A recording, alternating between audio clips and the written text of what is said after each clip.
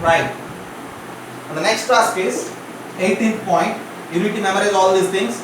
Using this, usually we will face certain situations.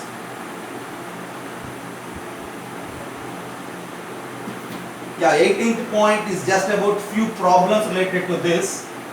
Once again, for your sake, I am representing here. In the first quadrant, all the trigonometric ratios are positive.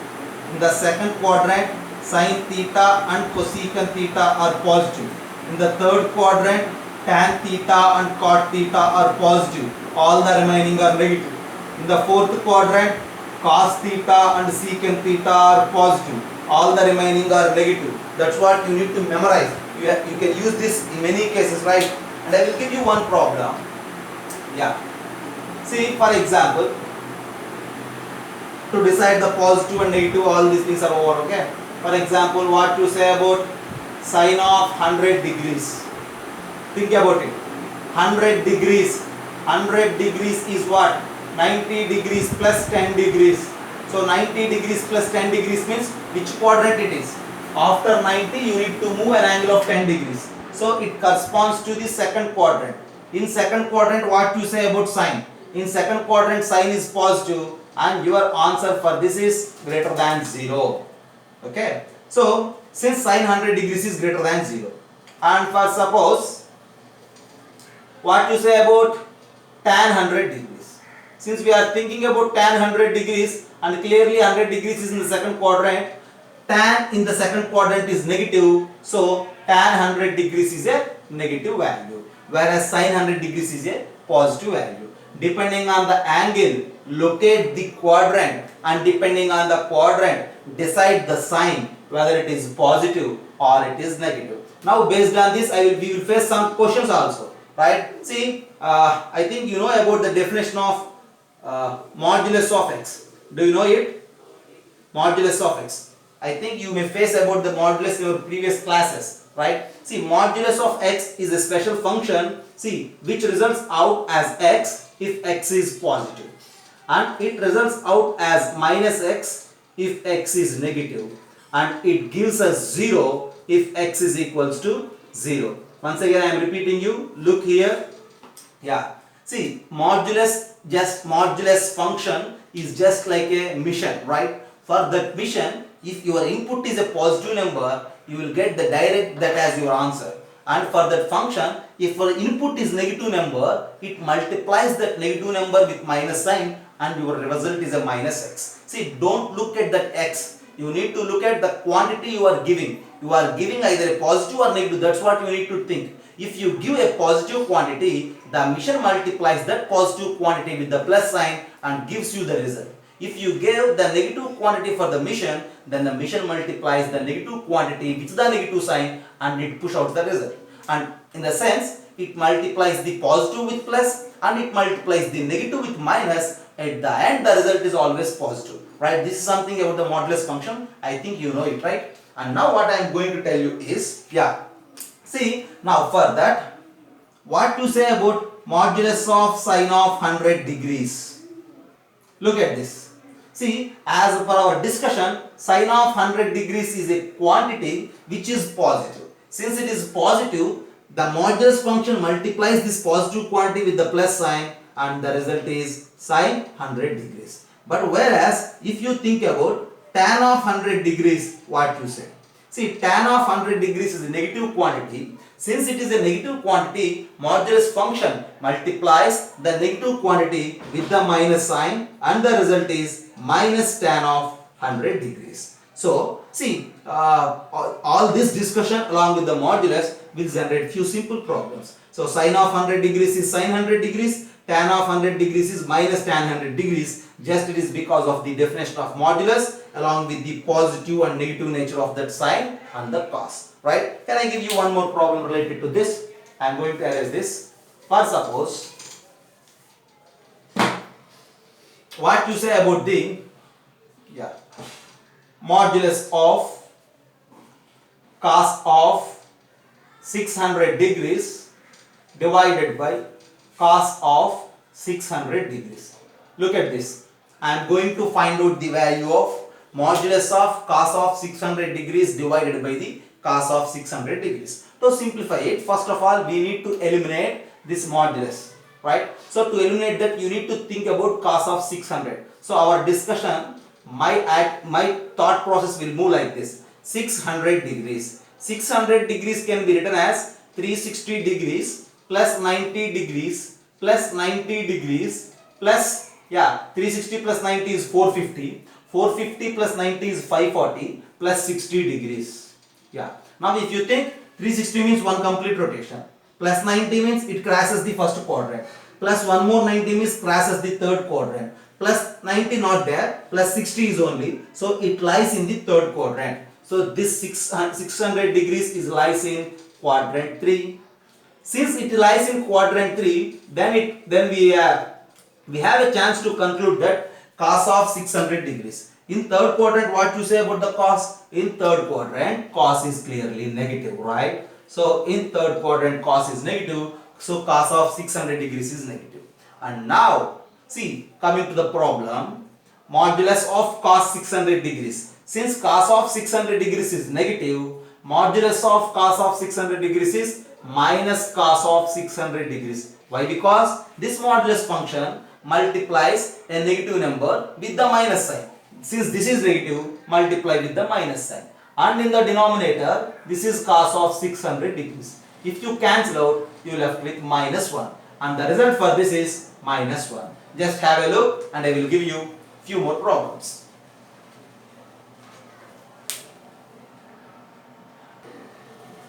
Think about the definition of root of x square. So involving this trigonometric ratios theory with this root of x square definition also will generate few more simple problems.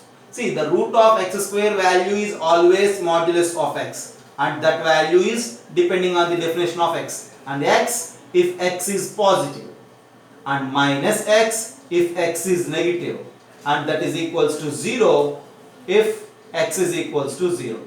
Think once again what I am going to tell you here. It is root of minus x, root x square is modulus of x. Keep in mind, okay? For suppose if you have that root of 2 square, what is your value? You just write it like this, root of modulus of 2, because in the place of x we have 2, right? So otherwise take 3, modulus of 3, and modulus of 3 is 3.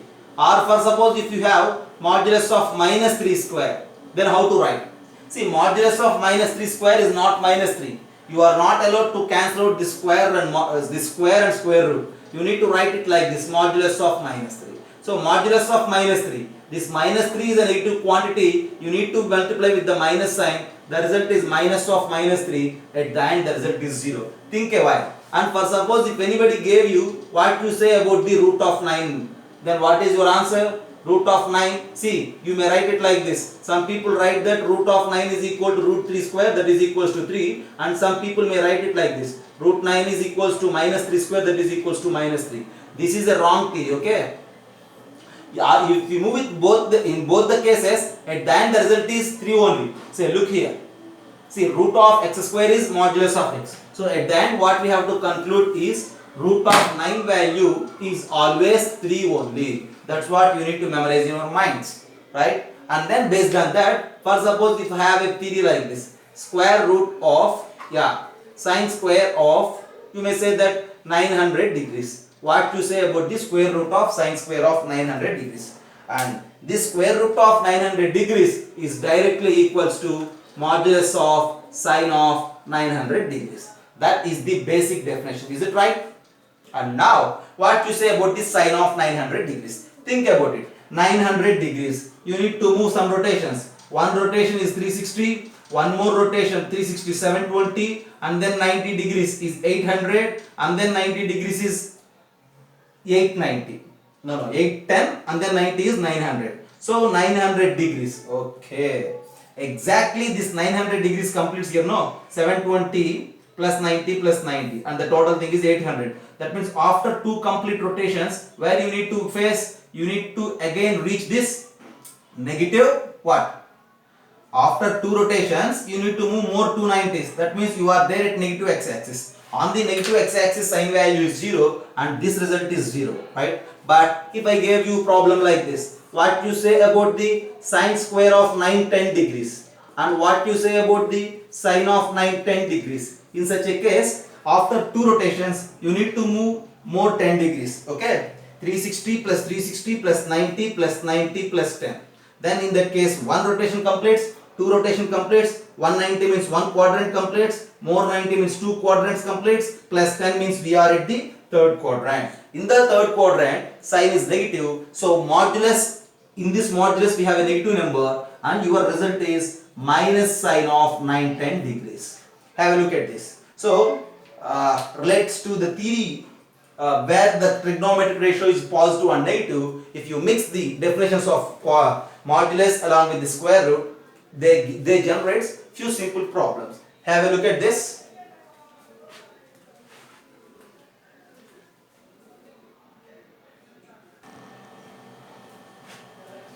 I have an angle theta, and to define the trigonometric ratios, the usual process I continue.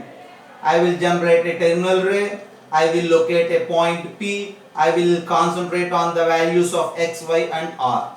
And after having all those things, sin theta is equals to y coordinate by r. And cosecant theta, it's the basic definitions actually. Cosecant theta is equals to r divided by y coordinate. Yeah. See, if you look there, they are reciprocal to one another. Sin theta is equals to y coordinate by r, cosecant theta is equals to r by y coordinate. Therefore, what you say about sin theta into cosecant theta? So if you multiply these two, this is what? Y coordinate by r value. And what is that? R by y coordinate. And what is the value of this y coordinate? That y coordinate and r value are corresponds to one particular point P. That in the sense these two are same. So you need to cancel out y coordinate as well as the r values. Then what you say? You have that sin theta into cosecant theta is equals to 1. So always sin theta into cosecant theta is equals to 1 for any angle theta. But here you need to accept some restrictions. What we did here, we are cancelling this y coordinate as well as r value. If that y coordinate is 0, then there is a problem. If that y coordinate is 0, see these two, how they get cancelled, right? Once again I am repeating you. See, this is possible, sin theta into cosecant theta is equals to 1 if y coordinate is not equals to 0. If the y coordinate is 0, then the cancellation is not possible, so the value is not 1. So y coordinate is not equals to 0. Whenever y coordinate not equals to 0, see, think about that. The point, if the point lies on x-axis, then only y value is 0. So since it is correct if y coordinate is not equals to 0, that means it is correct if point is not there on x-axis. That means it is correct if theta is not corresponds to x-axis, right? If theta is not for x-axis. If theta is not for x-axis, then sin theta into cosecant theta is equals to 1. In all the other cases, it is not possible, right? So once again I am repeating you, the product of sin theta and cosecant theta is 1 in all the cases, but it fails if theta is not for x-axis. See, if theta is for x-axis. Once again I am repeating you.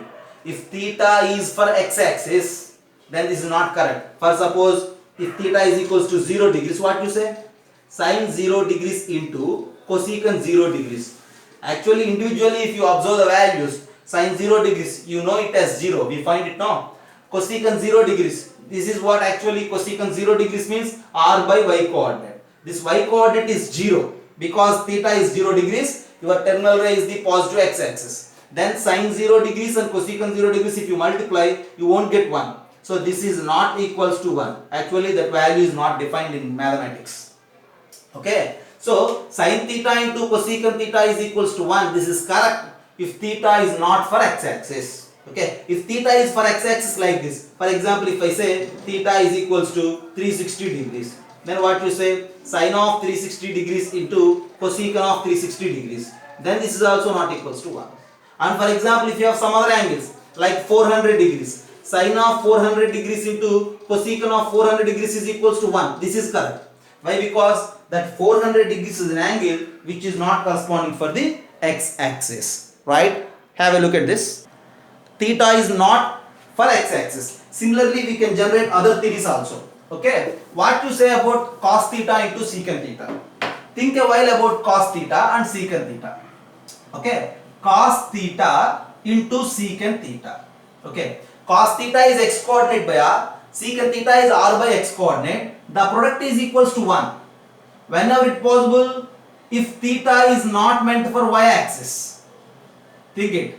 If theta is not meant for y axis, then x value is not 0. Since x value is not 0, if you multiply this, you can cancel easily and the product is 1. So sin theta into cosecant theta is 1. Just memorize it. If anybody asks you about the restrictions, say that theta is not for x axis. And cos theta into secant theta is equals to 1. Memorize it. If anybody asks you about the restrictions, just say that theta is not meant for y axis. In the same manner, if you think tan theta into cot theta is equals to also 1. Always for any angle, tan theta into cot theta value is 1 if theta is not meant for x and y axis. See, if an angle is there corresponding to the x axis or y axis, then in that case tan theta into cot theta is equal to 1 is a wrong statement. In all the other cases is a correct statement. Is it clear? You need to memorize it, okay? For normal problems, this idea is enough. Sin into cosecant is 1, cos into secant is 1, tan into cot is 1. See, if the problem asks you about the restrictions, you need to memorize that it is correct for not for x axis. See, it is correct if theta is not for y axis. It is correct if theta is not meant for coordinate axis, right? So you need to memorize all these things. Related to this, we need to generate some more statements also. What are all those things? First, suppose what you say about tan theta into cos theta. Think it. Tan theta into cos theta. See, tan theta value is what? Y coordinate by x coordinate. And cos theta value is what? X coordinate by r value. If you cancel out this x coordinate, you will get that y coordinate by r. And that y coordinate by r is equals to sin theta. And here we are cancelling this x coordinate. That's what I am saying. If that x coordinate is 0, then this cancellation is not possible, okay? That in the sense, tan theta into cos theta is equals to sin theta is always correct. But if theta is corresponding to the y axis, that means if x coordinate 0, it is not correct, okay? Leave that restriction for a while. If you think about this, tan theta into cos theta is equals to sin theta. If you send that cos theta this side, you will get that tan theta is equals to sin theta by cos theta. The ratio between sin and cos is tan theta. Similarly, we can generate that cot theta is equals to cos theta by sin theta. So these are the 5 basic identities related to the trigonometry. One is sin theta into cosecant theta 1. Other one is cos theta into secant theta 1. And the other one is tan theta into cot theta 1. The third one, tan theta is equals to sin theta by cos theta. And the last one, cot theta is equals to cos theta by sin theta. All these 5 basic identities still have certain restrictions because of this cancellation. Is it right? So, for level 1 and level 2 problems, you need to use the identities. Whereas if you move for the problems of level 3 and level 4, you need to memorize the restrictions also. Right? And that's for today's section. I will continue the next class starting from here itself. Is it right? Have a look at this.